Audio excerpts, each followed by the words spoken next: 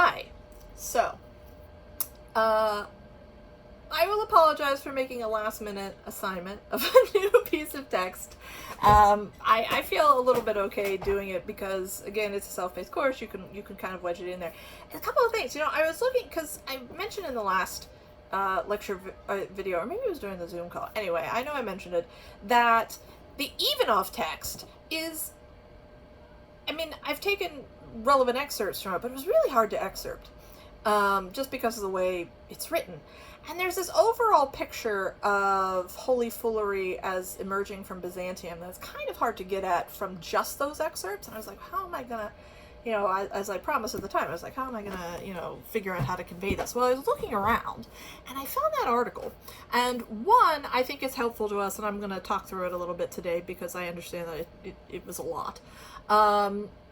I think it's helpful to us in a couple of ways. One, in that it just kind of provides you with a background trajectory for holy foolishness as a concept as it grows out of the Byzantine tradition and really from the earliest beginnings of Christianity. Two, it provides us, just as Ivanov does, with some even more little accounts of these holy fools, so that we have original texts that we can kind of get into and think about, and etc., etc. And I think that's always super valuable. Three, it brings gender into it, which maybe is not super important for us right now, but when we get into our third module, we're going to be talking about women's madness in Russia, and I think it will be very good to be able to go back and reference this when we get there. Right? It just kind of, I was reading it, I was like, oh, this just adds a new level to blah, blah, blah, right? So it's going to be useful. This will be able to help us later in the term. And so I was like, okay, I'm doing it. I'm making the real. Drunk on my own power, basically. But let's talk about this, right? So in terms of the things that this article does, one, we get a sense of holy foolery as a tradition that exists before Russia and a tradition that evolves over time. So it's really something that begins to take off from the earliest days of Christianity, before Christianity is any kind of an accepted religion, right? A real outsider religion. And it begins with this, contemplation by St. Paul about being a fool for Christ's sake. And his sort of original meaning in the Bible, and I don't think you have to be super familiar with the Bible for this, but basically it is this passage in the Bible quoted by Kovitz in her article, this idea that to the world we look foolish, we being Christians, right? Because at the time it was not an accepted religion, and we must submit to being laughed at and ridiculed and persecuted, etc., if we are going to follow you and honor you, Lord, right? That's actually a fair ways from, and Thompson is going to point this out, that's actually a fair ways from where we end up with holy foolery. Nevertheless, very early on, this idea of suffering for God makes its, there's a little fly has come to join our lecture. Anyway. With the ascetic movement. Now, when we're talking about ascetics, this is probably, maybe not a word you know, but probably an idea that you're familiar with. This idea of, becoming a monk or something and going out into the desert, because that was geographically appropriate for the early days of Christianity, going out to the desert, barely eating, barely drinking, stripping yourself naked, becoming a recluse, right? Suffering as Christ did. And this idea of the suffering Christ is a concept that becomes very important in Russian Orthodoxy specific. It's called kenosis, the kenotic Christ. If we think at all about, the Bible, however much you're familiar with it, there's different versions of Jesus. Different sides to him, at least, right? So there's the guy that's feeding everybody loaves and fishes. There's the guy that is hanging out with prostitutes and sticking up for everybody that way. There's the guy that is rejecting churchly and state authority. He sticks it to the Pharisees as leaders of the predominant religion there, and then says, render unto Caesar what's Caesar's, right? And eventually he goes and he tears up the money changers tables in the temple, right? He's like throwing a riot. How dare you desecrate the house of God, right? I mean, so, but then there's also the Christ that suffers, that is drugged before Pilate, that is beaten and tortured and crucified and dies. And thus, according to the Bible, saves mankind. That suffering Christ is known, the term for it is the kenotic Christ, the suffering Christ. Kenosis is that suffering. And these ascetics, and this is a tradition that gets picked up very strongly in Russian Orthodoxy for whatever reason, right? We could think about that at length. But this idea of kenosis, of suffering, gets picked up by this ascetic tradition within the religion, well before it ever gets to Russia. And so following this ascetic tradition, you have people who are voluntarily suffering, right? They're putting themselves in the position to suffer as Christ did, to emulate him, to be Christ-like. This evolves into this idea of holy foolery, and as it's originally understood in Byzantium, because, and this is important, because the Byzantines have a concept of the medical etiology of madness, the idea that madness is a disease or a disorder, there's something wrong with you in medically.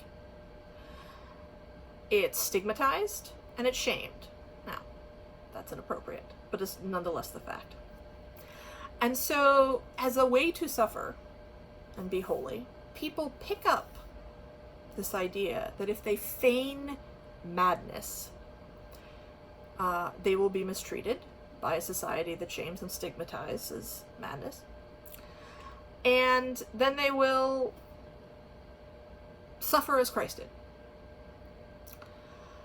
And the way this is constructed, and then we get into this issue. These stories come to us as stories. How true are they? For some of them, there's historical reference, and this is true throughout the tradition up into Russia. In other cases, they seem to be following this hagiographical, this saint's life pattern. They borrow from one another. You see the same scenes over and over again in different saints' lives, slightly retooled. There are sort of, it's a genre, frankly. It is a genre of religious storytelling in which some things are not allowed. And one of the points that Ivanov's text gets to is, there is this question of the text, the one holy fool. There is the literal historical fact that something happens at such and such a place and such a day. In such and such a town, a baby dies.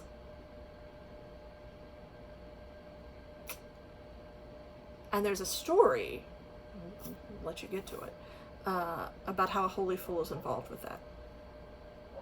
What really is possible to know, right? So we're all, something to consider as we do all of this is that we are picking through not just historical facts, but we are also picking through stories that must conform to culturally approved narrative limits, right? And so in that sense, we're dealing with holy fools, as they actually, literally people who existed, whatever their lives were like, and holy fools as almost like a character in the story, right? So they're not entirely the same thing. But in any case, the stories about these people and the sort of cultural understanding of them seems to evolve. So at first, you have this, feigning of madness so that you can suffer like Christ. And eventually this becomes a sort of feigning of madness specifically to remain humble, because if a holy person comes along and discovers that you are a fool for Christ's sake, that you are not really a fool, that you are holy, you have to disappear, because now you are subject to people's worship and pride and praise, and that, no, we're not trying to live that life. Over time, the concept of the holy fool takes on also a bit of prophecy. The idea that these people have certain powers to know, powers of knowledge. And this gets picked up in Russia. So, 988, Russia converts. We've already talked about this, right? And eventually Christianity kind of penetrates into Russia. It is assimilated there into the religion that already exists. And holy fools become very popular. This is popular religion. So, of course, here we have the difference between, official religion and popular religion, right? What the church says versus popular belief and practice. They're always different everywhere. And so now in Russia this tradition gets picked up, but here's the difference. Russians don't have any idea of mental illness prior to the Enlightenment being imported into the country in the 1700s. It's just not an idea. The Byzantines understand madness to be a medical condition, right? Like I said, a disease or a disorder of the mind. Russians have no concept of that. And so this idea of automatic shame and stigma doesn't, and how do we understand madness, and how do they understand madness? Well, in this we can kind of look to these, those particular tales that are transcribed are not pre-Christian, but motifs from this kind of pre-Christian folklore tradition, going back to last week. We can kind of look at this and think about, how was madness understood? God loves a fool. It's understood as a kind of grace, maybe, right? Something. This person, the idea of being touched, the idea that there's something to this, because they couldn't describe it. You can't. Some things are unthinkable until you get there. And this is, again, true in every culture. It's just, until you have an idea of the thing, you can't think in those terms. So the concept of holy foolery gets to Russia, and a couple of things happen, and Ivanov picks up on this, and we get some very interesting stories that he tells. He tells a couple. I provided you with a couple stories, including this story from Byzantine about another holy woman in a nunnery who feigns madness, acts a drunkard, all the other sisters hate her, and blah blah blah, and then a holy man travels there, a monk. He spends the night amongst them. He's very unimpressed with the nuns, but he realizes, he goes on, he finds this woman praying, he realizes she's a secret saint. And this takes me back to, I said, put a pin in No Not, man, the idea of the secret saint, the secrecy. Why would you try to hide that? Well, okay, this is something for you to talk out a little bit in the discussion boards, but okay, we're seeing an intersection here, right? In any case, because the idea of feigning madness for the sake of humility, so that people scorn you and don't realize you're holy, just doesn't work if there's no idea of madness as necessarily diseased, right? Stigmatized in that way. Holy foolery, and also, I would say, now we have this third problem. I said we have the idea of the holy fool as an actual historical figure. They existed. We have the idea of the holy fool as a character in stories, which is its own thing. And now we have the idea, too, of the holy fool that is not feigning madness. Russians regarded any form of madness as holy after a certain point. So you could have a literal madman out in the streets, and they would be lumped in with the fools for Christ's sake, the Yaradovli. So now we have three things to kind of parse out. Three figures that we are dealing with. But in any case, all madness comes to be seen as holy. And so therefore people are venerating madmen. And so therefore the idea of feigning madness to be abused and to remain humble, even though we still have accounts of people abusing holy fools in Russia because they were obnoxious. But, the point is this falls apart. And so we get an emphasis in Russia on prophecy and standing up to the state. And I provided you with a chapter from Ivanov about this. That, there's this, who knows what really happened, but there is the belief amongst Russians at the time that a holy fool challenged Ivan IV, Ivan Grozny, when he was destroying his own country, and stopped him. Right? The power of the Yaradovli to stand up to the Tsar. And Ivanov's point about this, as you read it, is an interesting one. It has to do with forms of power, actually. Who can challenge God's appointed king, basically. And so hopefully you can get into that some. And then eventually, this goes a little beyond what Ivanov and Thompson are talking about, but I said it's something to get back to in later modules. Kovitz's article talks about how eventually this evolves in a way that now we are permitting female holy fools as well as males. And of course the problem for female holy fools, going clear back to Byzantium, is that the provocation that's involved in holy foolery, because at first it's just about being a secret saint or maybe a prophet, but eventually it's about provocation. It's the idea that these people are going out into society, the urban holy fool, as she terms it, are going out into society naked, crass, vulgar, violent, confronting people. And I want us to talk on Thursday, maybe. Try to get to the Ivanov by Thursday. I'd like us to talk about how Ivanov explains this, right? I mean, what is the sort of theology, so to speak, of that kind of provocation and temptation? Women just can't do this. They're too vulnerable. And the understanding of women's sanctity is too different. It's too gendered already within the religion. And so they have to do different things, and they really become prophets, slightly eccentric prophets. And we see this then in the women who are canonized in Russia. And so, put a pin in this, and we'll pick that back up when we get to Women's Madness, that module. But in any case, you see that there is this trajectory of an evolving tradition that starts in the earliest of Christian times with these ascetics and runs through this kind of secret sainthood and into this, out in the square provocation, and makes its way to Russia. And because their understanding of madness is different, it has to evolve there. It becomes about prophecy. It becomes about confronting the state. It becomes about this knowing again, right? The irony of know not. And I said these are ideas I'd like you to kind of talk about yourselves, amongst yourselves in your groups and so forth, or if you as you start to have them, if you have questions, those are the sort of things to file away in your brain for the Zoom call on Thursday. But and we can get into it more there. I don't want to do too much on my own. So the virtue of that article is that it gives you these kinds of things laid out that can, I think, help tie together the excerpts that I give you from Ivanov, which many of them include these kinds of stories. And I'd like you to think about, the original stories per se, right? I mean, like to think about the text of them and analyze them a little bit, not just what Ivanov is saying. Although we are going to think about what Ivanov is saying, because then Thompson comes and yells at him. And so, all of this is to say that, and I already alluded to this. So, okay, so